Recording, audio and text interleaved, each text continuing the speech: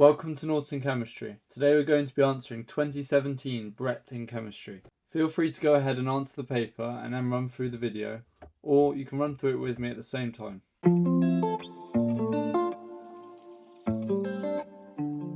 Question 1. Which ion has a different number of electrons than the other three ions? So we have gallium 3+, which has an atomic number of 31, so it normally has 31 electrons. But since we've lost 3, we now have 28 electrons. For the Cl- ion, we usually have 17 electrons, but we've gained 1 extra electron, giving us 18 electrons, so we can immediately eliminate B, because that's less than A. And then S2- ion, sulfur as an atom has 16 electrons, but in this ion it has 18 electrons because it's gained 2, giving it 2 minus charge. But that's still less than A. And then for answer D we have Ca2+, and calcium usually has 20 electrons, but it's lost 2, giving it 18 electrons. That means that the answer is A. An organic compound has the composition by mass, and they've given us the percentage composition by masses. What is the empirical formula of the organic compound? So when I work these calculations out, I like to set it out in a table showing the mass, the moles, the simplest, and the empirical formula. And then we can set out CHNO with the percentage compositions for the mass. So 53.33%, 11.11%, and 35.56%. And then to calculate the moles, we need to divide the carbon by 12, the hydrogen by 1, and the oxygen by 16. So then we have 4.44 moles of carbon, 11.1 moles of hydrogen, and for oxygen we have 2.2225 moles. So then we need to divide all of the mole values by the smallest value, which is 2.2225 for oxygen. So that gives us 1.999 for carbon, 4.99 for hydrogen, and 1 for oxygen. So that gives us the empirical formula C2H5O, which is answer D. Question 3. Samples of 4 hydrocarbons are completely burnt under the same conditions of temperature and pressure. Which sample produces the greatest volume of CO2? So we can start by identifying the moles of CO2 that we're going to form. So if we have C2H6, we're going to form 2 CO2 when we balance the equation.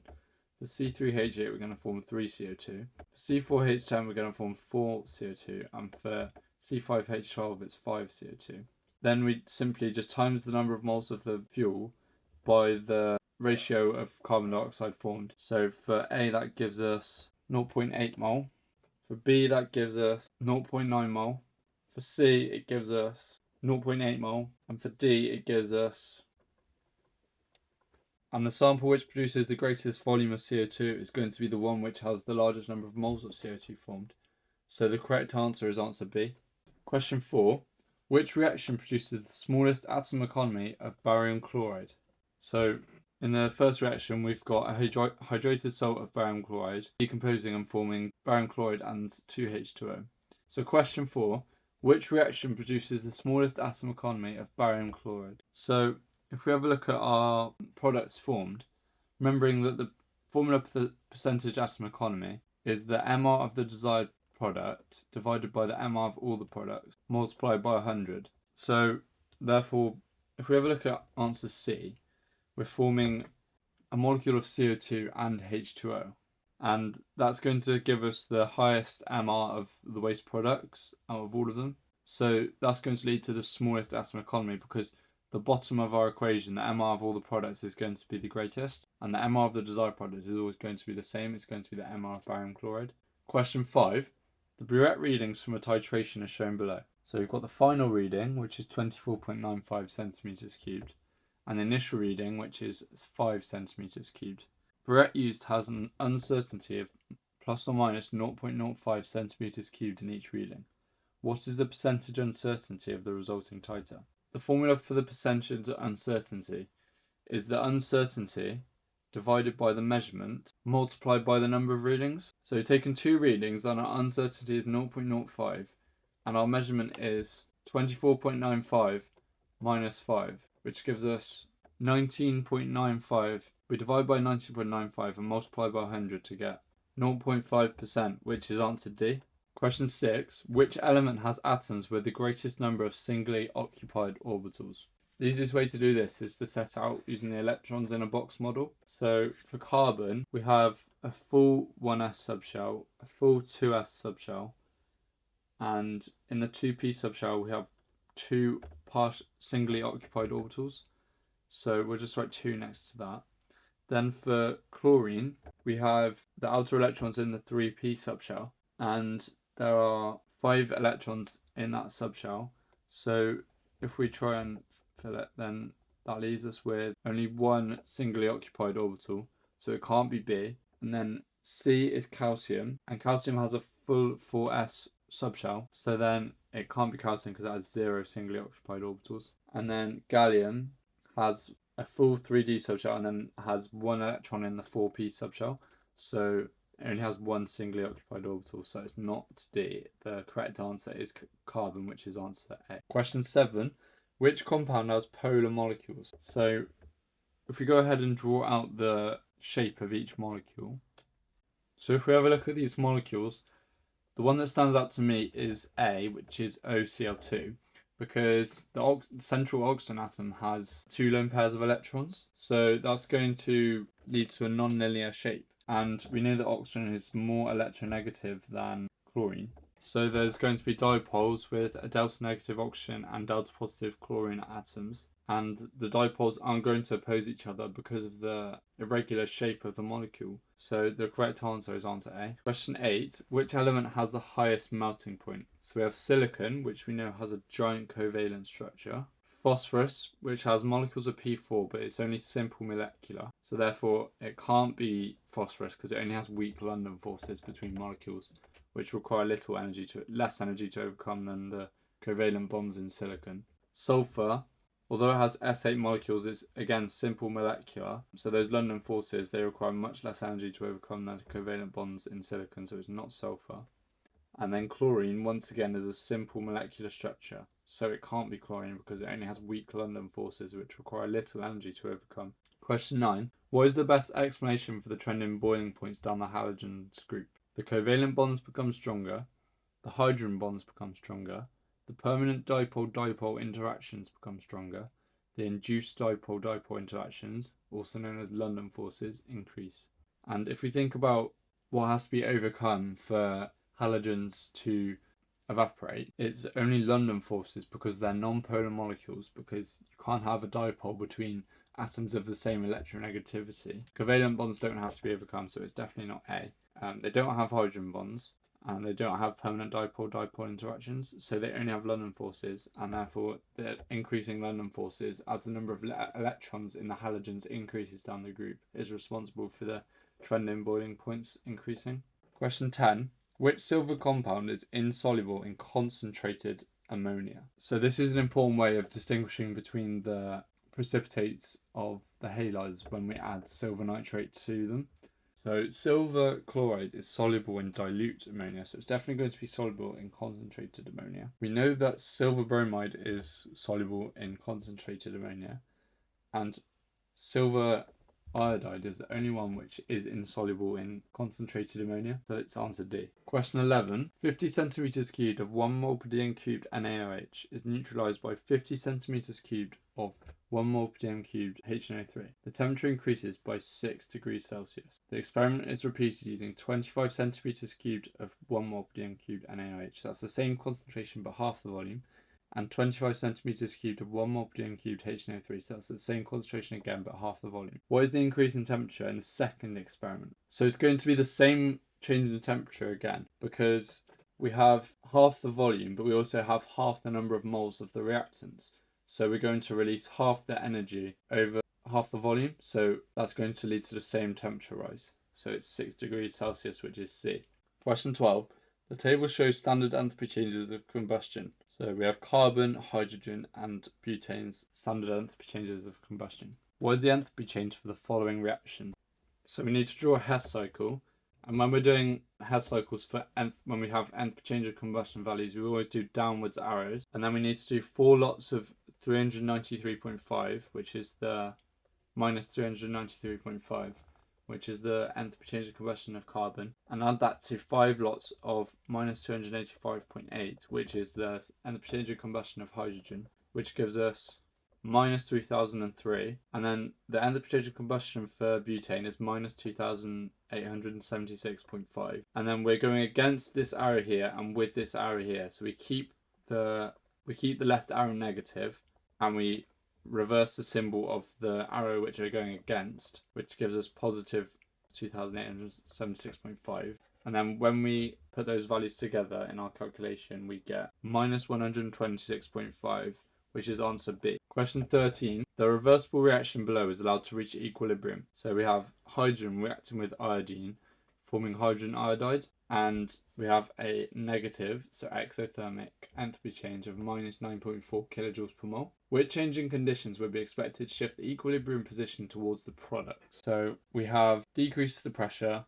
decrease the temperature, increase the pressure, or increase the temperature. So if we look at the number of moles on each side of the equation, we can see there's two gaseous moles on each side. So pressure isn't going to affect the position of equilibrium, so we can immediately eliminate A and C. That leaves us with B and D, which are either to decrease temperature or increase the temperature. And since the forward reaction is exothermic, we're going to want to decrease the temperature because exothermic reactions release energy to the surroundings.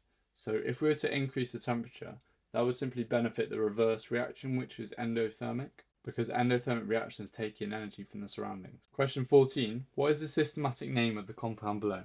So it's easier if we draw it out displayed. So if we circle the groups of highest priority, we have the bromine atom, which has a higher atomic number than carbon. And then on this side, we have carbon, because that has a higher atomic number than hydrogen. So it must be an E isomer, because the groups are on opposite sides. A handy way to remember this is that Z isomers are on the same side, because Z same I. It's quite a funny way of remembering it, but it sticks in your head. And then the alkene bond is at position 2, and so is the bromine atom. So we have E2bromobutene, which is answer A. Question 15. The skeletal formula of an organic compound is shown below. So we have a ketone group and an alcohol group.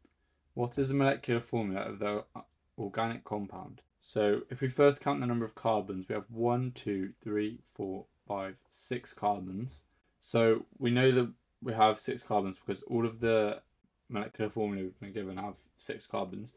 And then we can draw in the hydrogens to make it easier to count them.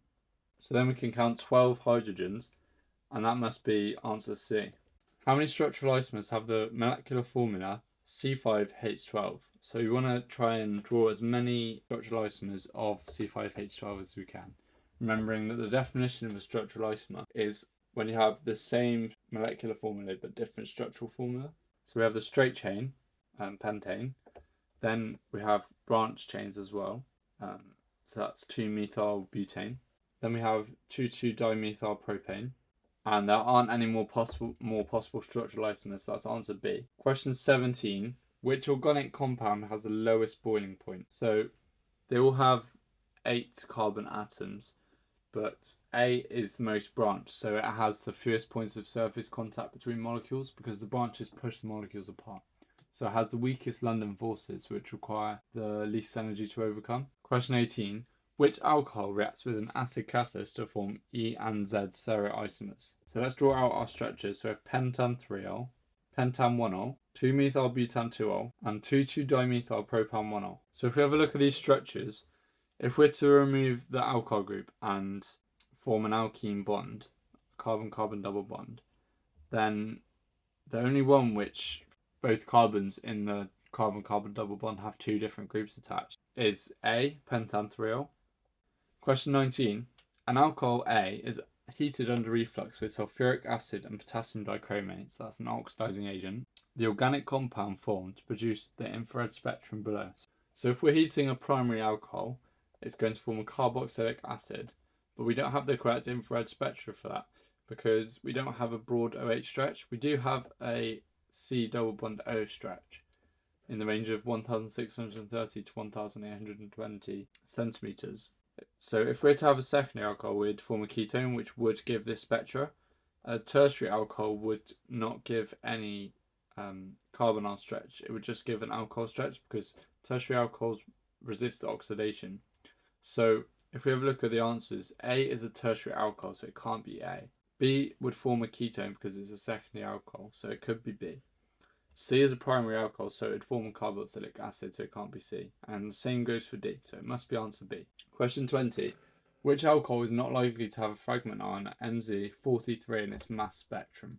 So if we break down the molecules into the possible fragment ions that they can form, we can see that A won't form any fragment ions with Mz43 because it will form CH3CH2CH+, which has the Mz42, and it will form CHOHCH3, which has the Mz45.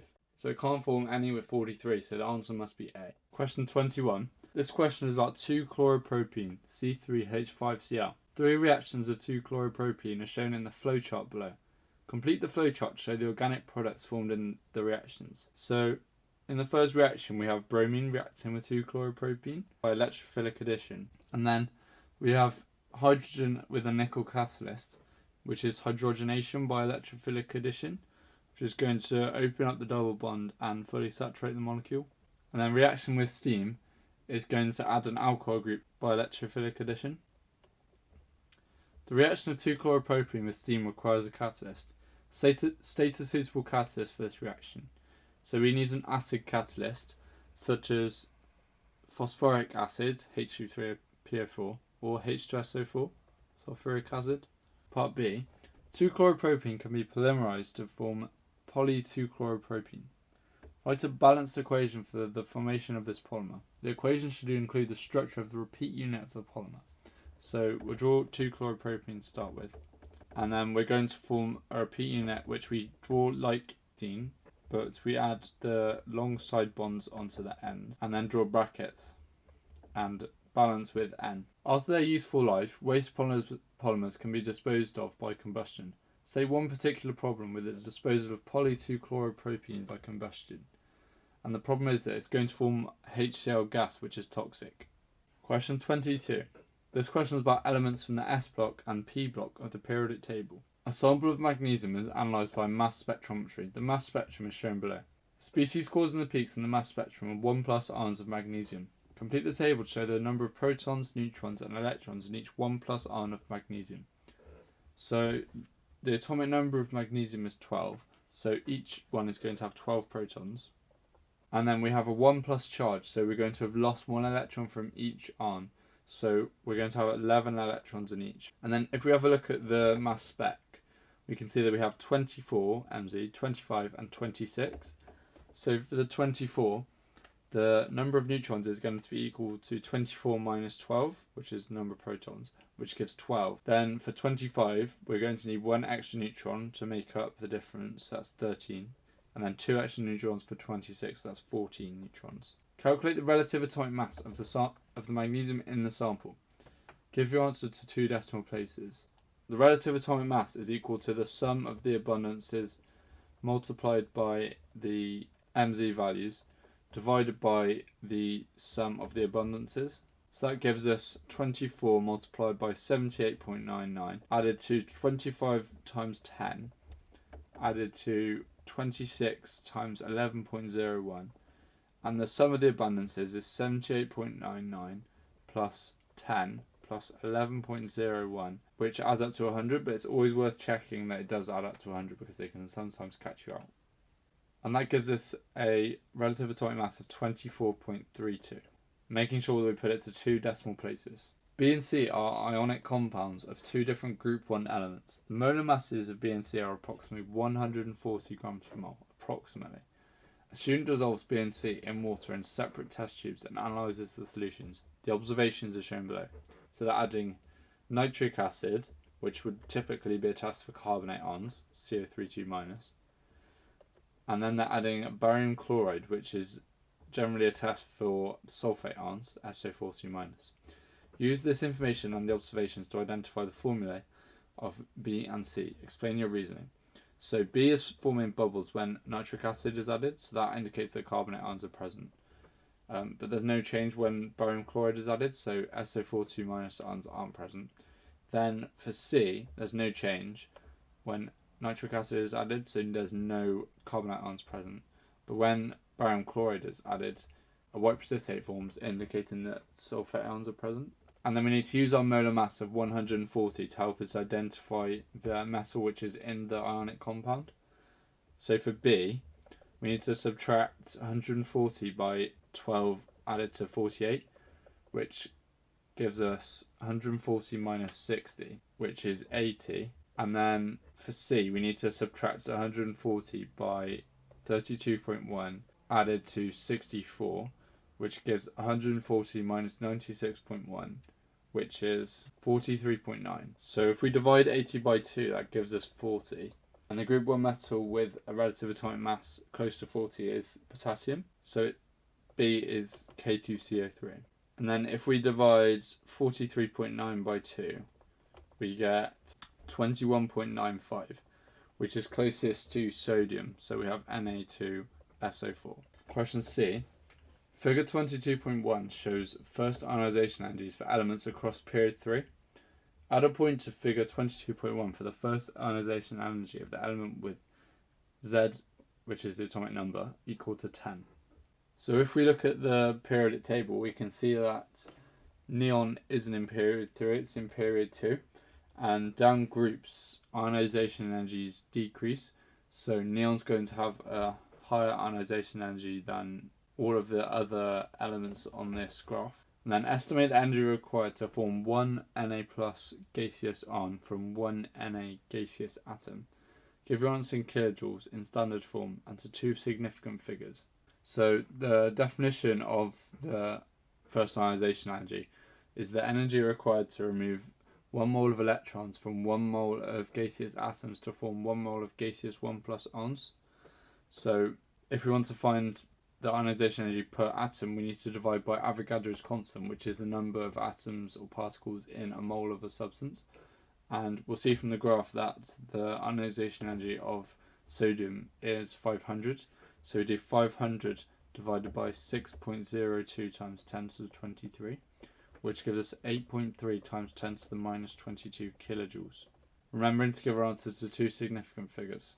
Explain why the first ionization energies in figure 22.1 show a general increase across period 3 from sodium to argon. So I like to use the mnemonic SCAR, which is shielding, charge, and atomic radius. So across the period, shielding remains the same as no new energy levels are added. Across the period, nuclear charge increases as new protons are added to the nuclei of the atoms.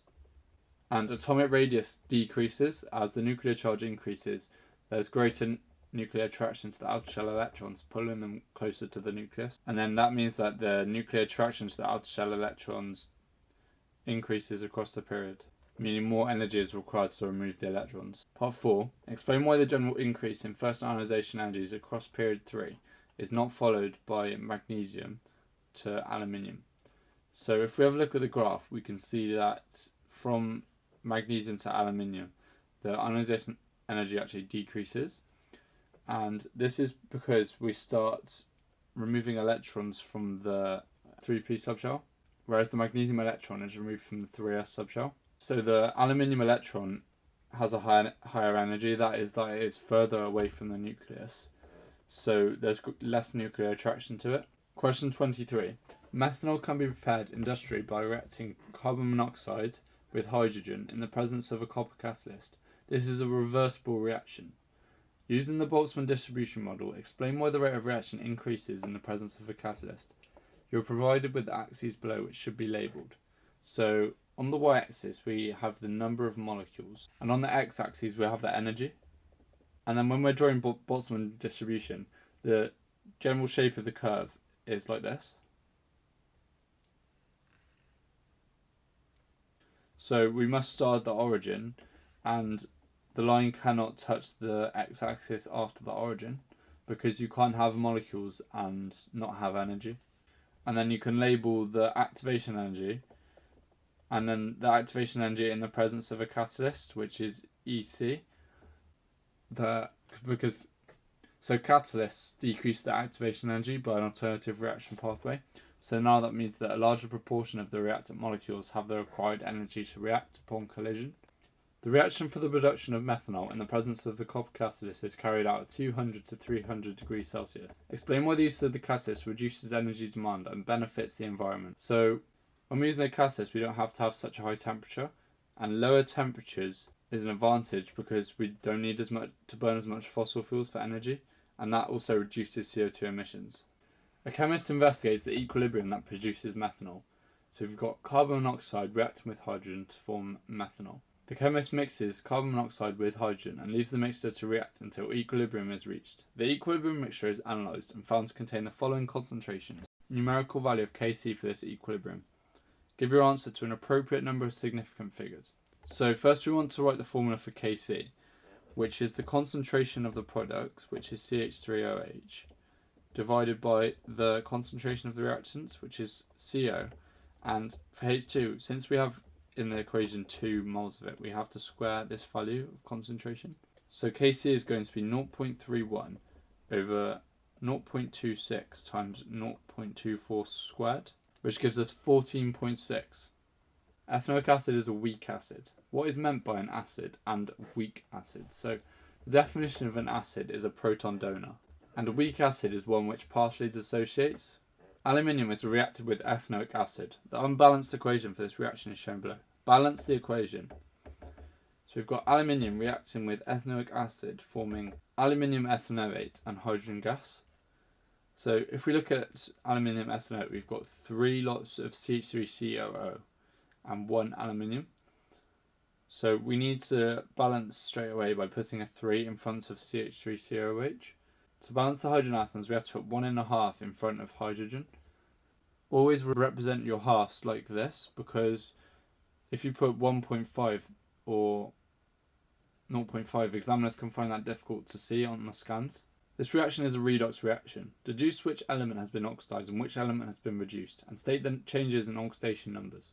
So if we look for the elements that are changing oxidation state, we can see that aluminium starts as an element on its own, and it ends in this salt. So the oxidation number must change from 0 to +3 as it's reacted with CH3COO minus ions, which are going to have -1 overall. And therefore that is oxidation, because oxidation is loss of electrons. And then hydrogen changes from +1 to 0 in hydrogen, and that's reduction as it's gain of electrons. Part C. A student plans to determine the concentration in mole per dm cubed of ethanoic acid in a bottle of vinegar. The student will carry out a titration with aqueous barium hydroxide. The student's method is outlined below. Dilute 10 cm cubed of vinegar from the bottle with distilled water and make the solution up to 250 cm cubed. So that's important. We've got a dilution happening. And then add the diluted vinegar to the burette. Titrate 25 cm cubed volumes of 0.05 mol per dm cubed barium hydroxide with the diluted vinegar. The mean titer the diluted vinegar is 25.45 centimeters cubed. That's important because we need to use that in our calculation. The reaction in the student's titration is shown below. So we've got 2 molecules of ethanoic acid reacting with 1 molecule of BaOH2. That's a ratio of 2 to 1. Calculate the concentration in mol per dm cubed of ethanoic acid in the original bottle of vinegar. Show your working. So first we need to find the moles of barium hydroxide. So we use the formula moles equals concentration times volume, which is 25 over 1000 to convert to decimeters cubed, multiplied by 0.045 mol per dm cubed, which is 1.125 times 10 to the minus 3 moles. And then the moles of ethanoic acid is 2 times the moles of barium hydroxide, which gives us 2.25 times 10 to the minus 3 moles. And then the concentration of ethanoic acid in the diluted vinegar is going to be the moles divided by 0.02545 decimeters cubed, which is 0.0884 mol per dm cubed. Then we need to scale to the original vinegar, which is 250 centimeters cubed, which gives us 2.21 mol per dm cubed. Then we need to scale for the original vinegar, which is 250 centimeters cubed. So we need to use the formula C1V1 is equal to C2V2, or concentration 1 times volume 1 equals concentration 2 times volume 2. So we need to rearrange that for concentration 2, which is concentration 1 times volume 1 divided by volume 2, which is 0.0884 times 250 divided by 10, which gives us 2.21 mol per dm cubed, which is our final answer. Suggest one assumption that the student has made that might mean that their calculated concentration of ethanoic acid in the vinegar is invalid. Predict with a reason how the experimental result would differ from the actual concentration of CH3COH if the assumption were not correct. So they're assuming that vinegar contains ethanoic acid and no other acids, so it's purely ethanoic acid. It's also assuming that the experimental result is greater than the concentration of ethanoic acid. Question 25. This question is about alkenes. The combustion of ethene is shown below in equation 25.1. So we've got ethene reacting with 3 moles of oxygen forming 2 moles of carbon dioxide and 2 moles of H2O. And we have a negative enthalpy change, which is exothermic. Explain in terms of bond breaking and bond forming why a reaction can be exothermic. So an exothermic reaction is one in which more energy is released by forming bonds than energy is required to break the bonds. And this is because exothermic reactions release energy to their surroundings. Average bond enthalpies are shown in the table. Calculate the average bond enthalpy of the carbon-carbon double bond. Use the average bond enthalpies in the table and equation 25.1. So I like to start by drawing out the equation using a display formula, and then you can count exactly how many bonds you have. And then we can use our original enthalpy change, which is minus 1,318. And we need to remember that the enthalpy change is equal to the average bond enthalpies of the reactants minus the average bond enthalpies of the products. So that gives us the enthalpy change equal to 1x, so 1 carbon-carbon double bond, plus 3,146 minus 5,076. So therefore x is equal to minus 1,318 minus 3,146 plus 5,076. So x is positive 612 kilojoules per mole. So make sure you put your sign always for enthalpy changes. An alkene, D, is a liquid at room temperature and pressure but can easily be vaporized. When vaporized, 0.1881 grams of D produces 82.5 centimeters cubed of gas at 101 kilopascals and 373 Kelvin. Determine the molar mass and the molecular formula of alkene D. Show all your working. So we need to use the ideal gas equation, which is PV equals nRT. And I always find it helpful to set out all of our elements of our equation first and do any conversions of units we need to do before we put them into the equation. So pressure is 101 kilopascals, so we need to multiply that by 1,000 to convert to pascals, which gives us 101,000 pascals. Volume is 82.5 centimeters cubed. To convert to meters cubed, we need to divide by 1 million, which gives us 8.25 times 10 to the minus 3 meters cubed. And we don't know the moles, so that's what we need to arrange the equation to find. R is always 8.314, and the temperature is in the correct units, it's 373 Kelvin. So then we need to rearrange for moles. So that's moles equals PV divided by RT. So we have 101,000 pascals multiplied by 8.25 times 10 to the minus 3 meters cubed divided by 8.314 multiplied by 373 Kelvin, which gives us 2.69 times 10 to the minus 3 moles, to 3 significant figures. And then to find the molar mass, we need to do the mass divided by the moles. And we have 0.1881 grams divided by 2.69 times 10 to the minus 3, which gives us a molar mass of 69.9 grams per mole. So if we think about the correct molecular formula for that molar mass, if we multiply 5 by 12, that gives us 60.